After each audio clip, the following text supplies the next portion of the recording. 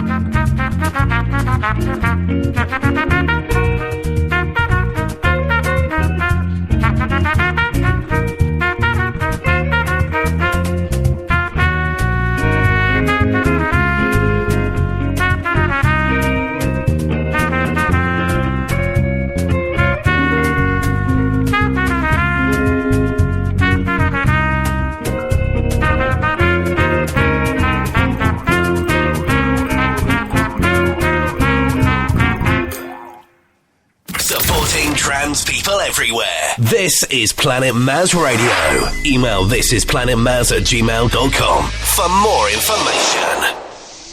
Yes, you can. That's your email there, and you can also use that email if you want to submit something for the show, and also if you want any information, if you want links, or if you want to ask for shout-outs in the PM live shows, then you can use that email address. This is planetmaz@gmail.com.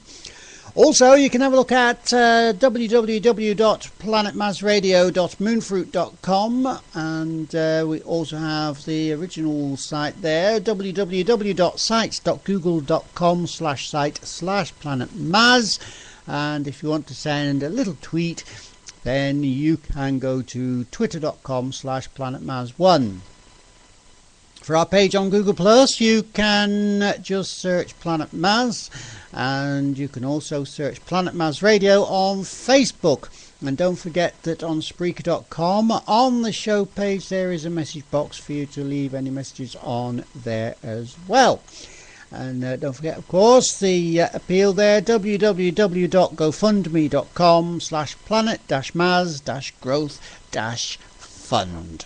Okay, so that is how you can do it, and remember that email, this is planetmaz@gmail.com, easy to remember and easy to use. If you want links, anything, ask questions, just use that email address.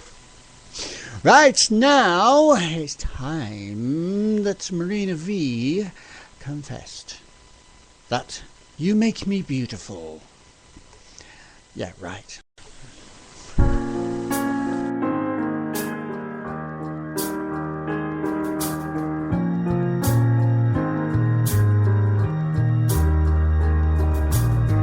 I can't help hearing the lies. I can't help letting them inside. These words have gotten me low and got me high.